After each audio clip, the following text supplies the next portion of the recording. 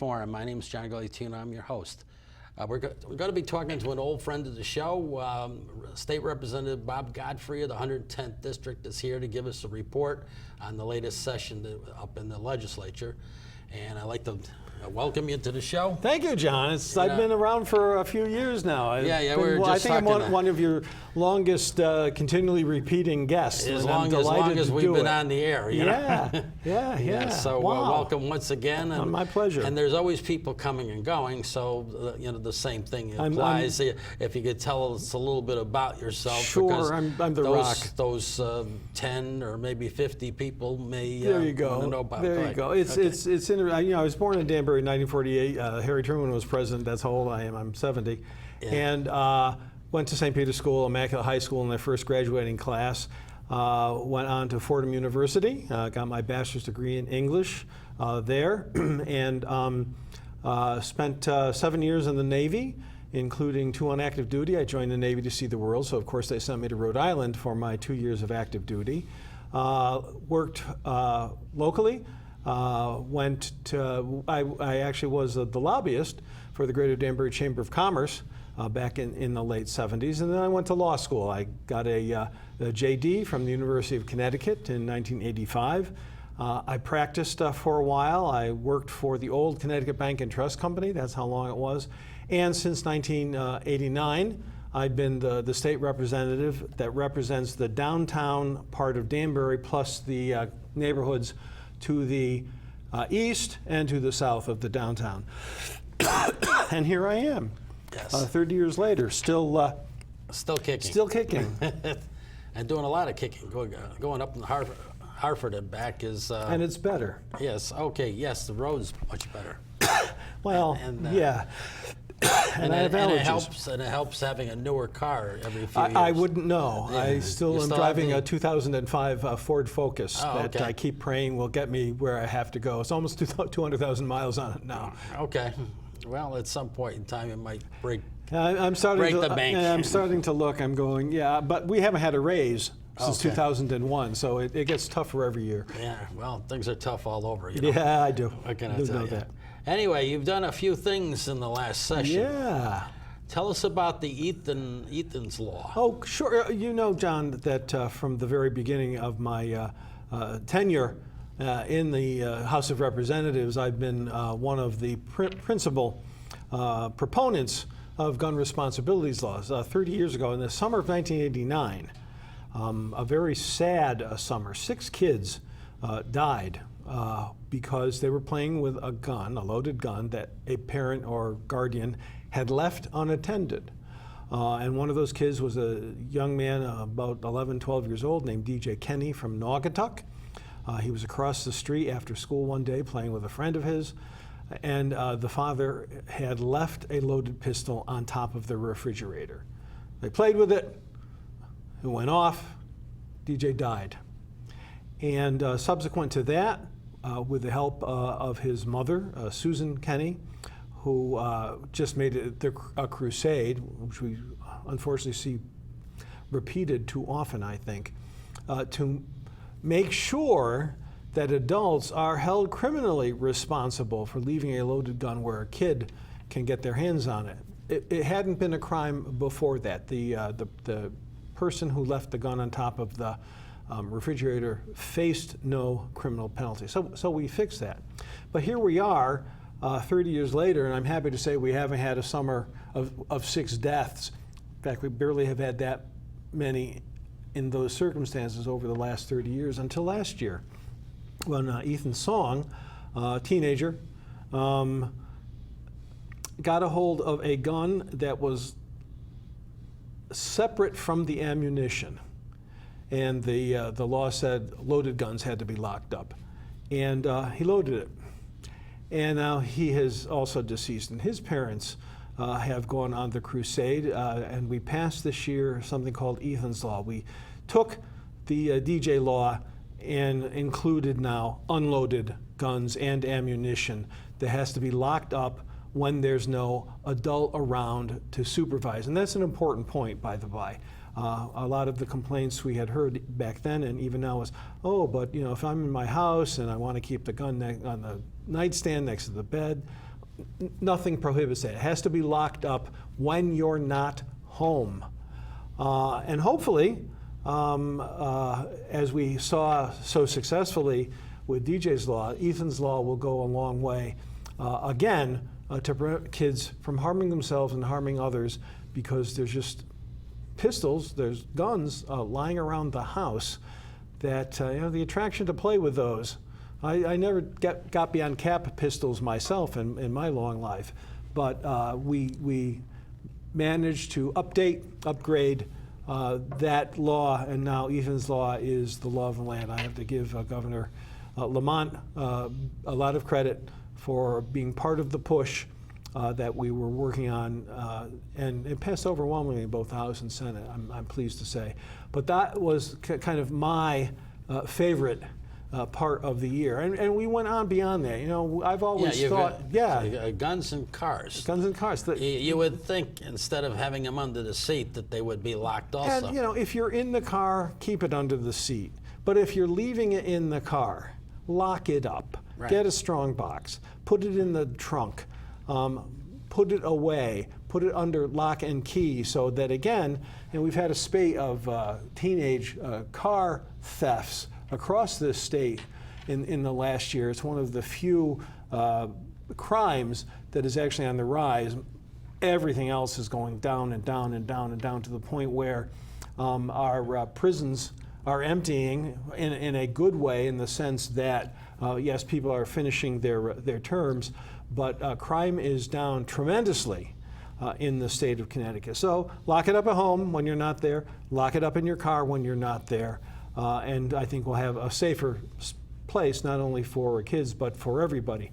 And then, to my pleasant surprise, we did a third gun responsibility bills about the so-called the ghost guns. What are ghost guns? Sure. The kind of guns that Remington makes. Do they float? Yeah, they float through the ether. Okay. The thing with modern technology, especially with 3D printing using plastics, you can go online and get the specifications and the pattern to be able to build your own, mostly plastic, gun that has. But it still can be effective. It's still a gun. It still can kill people. That has no registration number on it. That is not traceable, as guns with registration numbers That's are. why they're ghost. That's why they're ghost guns, because they're Hard to track. They're off the beaten track. They're off the radar screen, and not detectable by a metal detector. They're plastic. They're plastic, so they can go through a metal detector. I've got them right in onto my a own plane. building. Onto a plane, into our building. We have metal Right. detectors you have to go through in order to get into the Legislative Office building and into the Capitol. And it's in the courthouses too. in the courthouses, definitely. For once, I think the legislature in Connecticut is kind of ahead of the curve on a technology break that needed to be regulated. And again, I'm hopeful that this continues to mean, at least as far as gun crimes and gun safety goes, Connecticut is a safer and a better place to raise a family, live, work, and do so without worrying about guns on the streets. So these were the biggest loopholes that existed. Yeah, and 30 years ago when we did it, we didn't foresee that someone would be stupid. Gun. Yeah, would be stupid enough. Leaving guns around. To leave a loaded gun or an unloaded gun with the ammunition right next to it in plain sight. And the ghost guns, I've been down to the Innovation Center on Main Street here in Danbury, and they do some marvelous things with 3D printers. And I know they make toys, other innocent objects. It's a wonderful technology. That's in the old Danbury Savings Alone building. Next to the library on Main Street. And I'm particularly interested that it's being used for medical devices. Hip replacements now are done.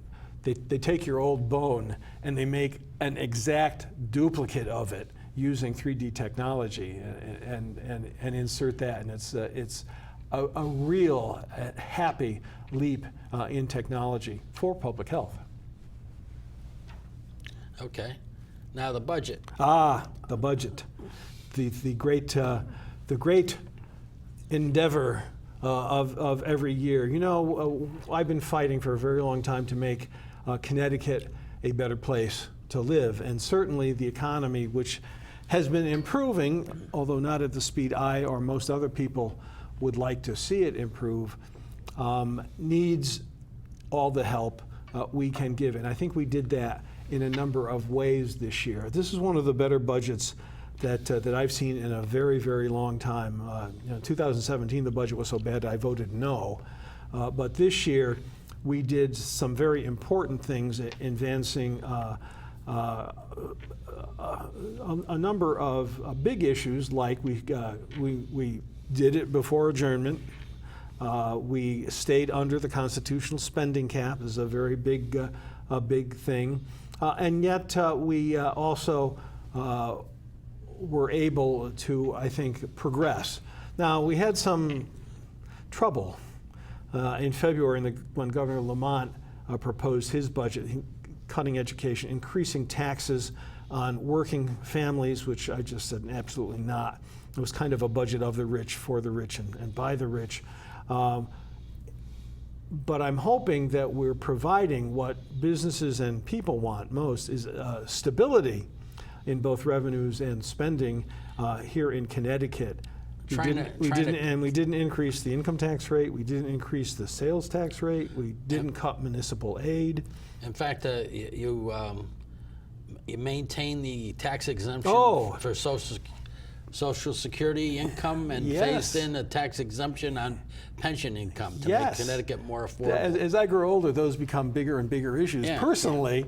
But my constituents, about a third of my registered voters are in families of someone over 60 years old in it. Yeah. And this is a very big deal.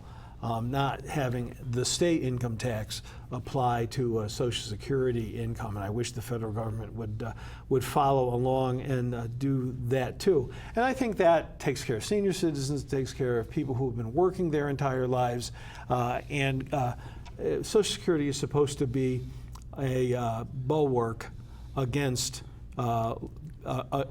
poverty when you're a senior citizen like I am. So I think that that can more than before help quite a bit. And to the same constituency, there was a fear a few months ago that there would be a very serious nursing home strike. Yeah, I was going to say. Yeah. And we prevented that. The governor did a lot of negotiating. We did a lot of negotiating. And wound up, and the issue was that the people who worked in the nursing home were grossly underpaid. They're paying like minimum wage, but the minimum wage was and many nonprofits, especially, I've found.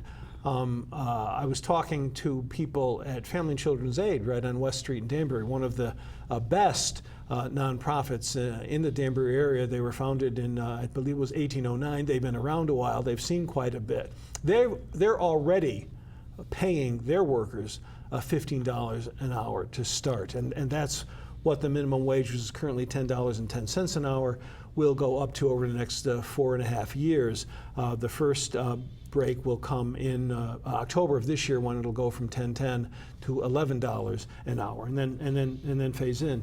And the interesting thing about people on the minimum wage, they spend it.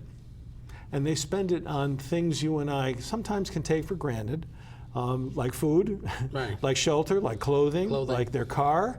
And I have found in my life that the best way to get an economy going is not having a lot of money in small groups' hands who are just kind of sitting on it, but to have people who are buying stuff. Yeah, they're going to buy things and they have a velocity of money. Yeah, the economy gets better when a dollar turns over often, and by giving that boost to minimum wage earners, is a big part of that. And you know, and I've Spoken heard like a true Keynesian. I try. He was right on more than one thing. Yeah. And you know, I had to listen to the same arguments. Oh, the people will get laid off, and oh, small business will close.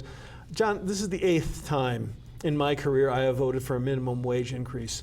And let me tell you, the 7 other times, none of that ever happened. In fact, more often than not, the economy got better.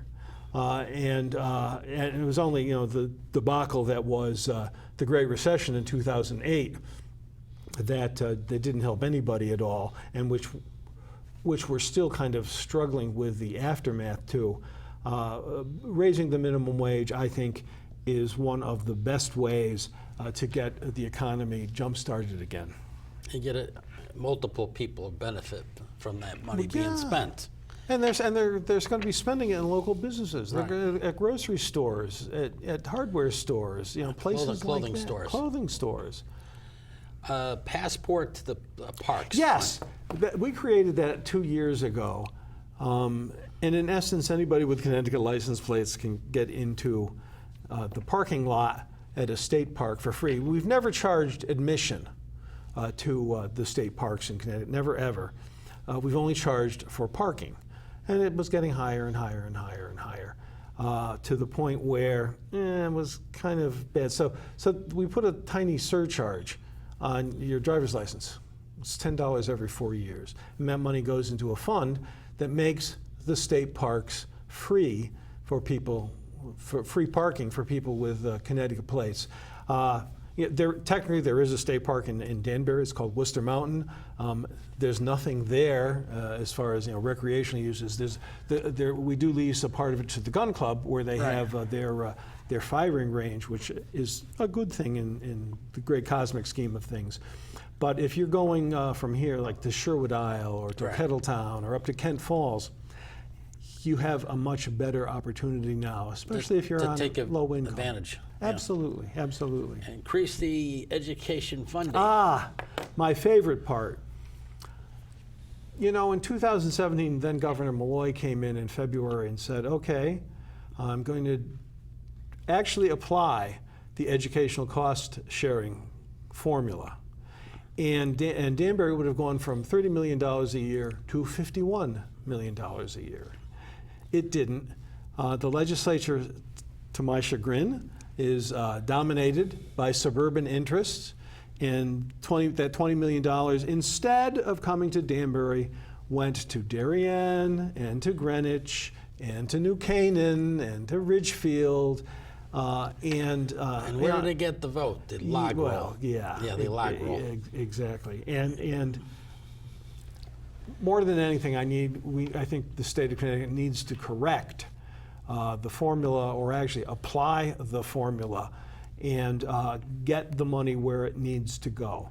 We don't need to send more money to New Canaan to build a better scoreboard at the field. We need it in Danbury to take care of education from pre-kindergarten right through high school. And then you protected the Care for Kids program. Yeah. There's a number of important programs that the state runs. The Care for Kids is particularly designated for toddlers and babies, and for kids going into school for the first time, that kind of thing, to make sure that they have what they need, and that has too often been under attack, especially by the suburban interests. And we were talking before about the highway rest stops. It opened.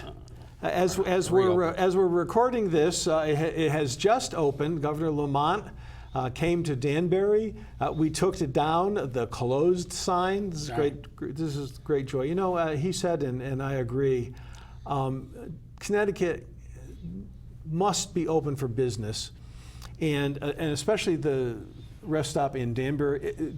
84 is the gateway to Connecticut, right, from people who are touring, who are traveling, but also for trucks and also for business people. And you know, when you're inviting someone to your house, you want to give the best impression. Best foot forward. Well, a porta potty is not the best impression. So we've reopened them. I was chatting with the other members of the Danbury delegation this morning. We're going to be now pressing the Department of Economic and Community Development, who's in charge of tourism, so that we can get the tourism booth restored also. Happily, the restrooms and the vending machines, though, they're open right now. I'm surprised here, but it actually happened. Repeals the business entity tax. John, I think we've been talking about it forever. 20 years. It's a $250 tax on every single business. What's the point? There's fish stores and things like that. Yeah, it's onerous to small businesses, and by that I mean not just the mom and pop that comes to mind, but businesses with up to like 500 employees that a big corporation can write a $250 check without even noticing. Right. That's the pettiest of petty cash to them.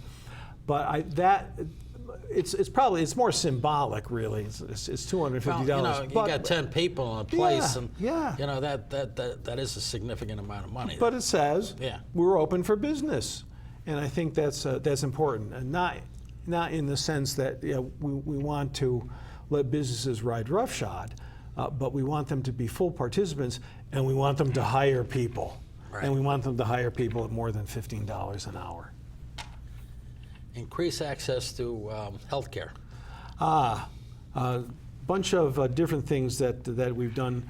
First of all, and again, I give Governor Lamont credit for this one. He finally negotiated with the hospitals and the Hospital Association, who had been suing the state over the way we have treated them with both taxes and spending. And in the immortal words of just about every politician, cut a deal. They withdrew their litigation. We are providing them with much more opportunity, and the older I get, the more I find myself being a patient at Western Connecticut Health Network. I think they changed that name again. I've lost track. Yeah. They're less of healthcare providers and more of a factory than ever before. But they're a business now, not a place of healing. And that, and coupled with the Affordable Care Act, of course, has been around for a few years now, also called Obamacare, that has gone a very long way to make sure people who couldn't afford health insurance to be able to get that. And that makes a big difference. Guaranteed issue. Yeah. Very much so. And we're nervous, as everybody should be, about the nonsense going on in Washington. We got to repeal it. If you get sick, it's the Washington view. If you get sick, you should go bankrupt and die. Yeah, I went to Catholic schools. I know better than that. It doesn't work for most people. It doesn't work for anybody with any kind of a heart or a brain, for that matter. Yeah. And so we took the pieces, especially the one on pre-existing conditions, and also wrote that into state law, so the protections will stay there, no matter what the nonsense it goes on in D.C. They're flashing me. There's 4 minutes to go. Oh my goodness, we've hardly covered anything. We got to move the tax credit. Now there's a tax credit for craft beer and breweries. I put that on the list because, of course, we're right across the railroad tracks as we sit here from a big craft brewery here in Connecticut. Okay. And it's a growing small business in this state. There's a lot of them opening up. We want to make sure that they get the incentives to grow. We're looking at things like, you can sell a couple of 6-packs worth of beer to take out, maybe have some food on the premises. We've got to identify innovative and growing businesses, and again, nurture those. So that's one of the smaller things, but important to people here in Danbury. Zero emissions car to reduce greenhouse gases. We did a number of environmental things this year. That's one of them that's in the budget. We desperately need to get our carbon dioxide emissions down. It's been a lovely summer. It was a lovely spring, wet and cool, but still, I'm worried about where the shoreline is going to be in 50 years and whether it's going to inundate Bridgeport and New Haven and all those rich people's houses on the Gold Coast. And we coupled that with two other big environmental initiatives, one dealing with green energy, which is just the beginning of it. But I want to especially give a shout out to my good friend and colleague, Dave Arcani. He chairs the Energy and Technology Committee this year. And he did this huge and really important bill on wind power. We're going to be able to put wind generating stations off our coast in the Atlantic that eventually we're going to need to replace the nuclear power plants in eastern Connecticut. So and I find this to be an environmentally sound way to do that. No emissions out of the windmills. And the Medicare Savings Program increases the funding for the Meals on Wheels and establishes the Partnership for Connecticut and providing a financial assistance to public education in Connecticut. You know, it came under attack 2 years ago and was one of the reasons why I voted no on the budget in 2017 on Halloween. We've restored, in my humble opinion, the mistakes that were made in that budget, and that's one of the big ones. You know, Medicare is for low-income elderly, Medicaid for low-income everybody else, and we got to keep it going. We got only a minute left. The paid and family leave in 30 seconds. Yes, in 30 seconds. You shouldn't have to give up your job and your income if you get sick, your kid gets sick, your parents get sick, your spouse gets sick, and we've created this this paid family leave. You'll be able to take up to 12 weeks where you will still get paid, although on a much lesser level than you would if you were working. We have 30 seconds now. And you'll be able to take care of your family. Right, very good. And it brings people into the state. If there's questions, what telephone number? Oh, sure. And what website should Sure. they go to? For those of you who still have phone books, I'm in the blue pages. Okay. Can also be Googled and get that information. My office in Hartford, you can write to me there. State Capitol, Hartford, Connecticut, 06106. You can certainly call me, 800-842-1902. You can even call me at home. They're waving to me. Okay. Thanks for coming on the show once go again. so quickly, John. Yeah, time flies. And thanks to the viewers for tuning in to Community Forum. Tune in next week, same time, same station. Good night for now. See you then.